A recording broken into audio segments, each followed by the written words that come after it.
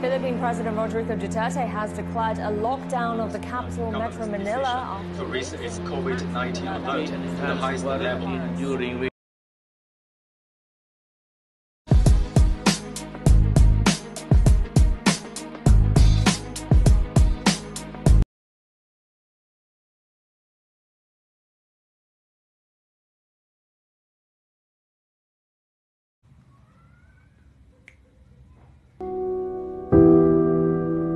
Pag-asa'y hawak natin ni Giancarlo Bartolo Borreros.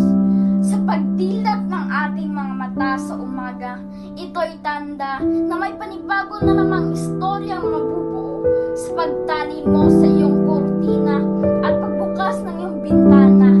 Tungaw mo ang mga ibong nakalaya sa isang gabing malungkot at walang sigla. Bukas ay hindi natatapos. Pag-asa'y walang pagkaubos. Minsan, sa pagtingin ko sa aking sarili sa salamin, isang bagay lang ang aking napapansin. Habang tumatagal, nauunawaan ko na ang buhay pala ay isang halagang regalo na binigay sa atin ng may kapal. Buhay niya sa iba'y pinagkait para lamang sa isang sanggol. Nasa kamay ng isang ina kumakapit. Ngiti, nasa iba'y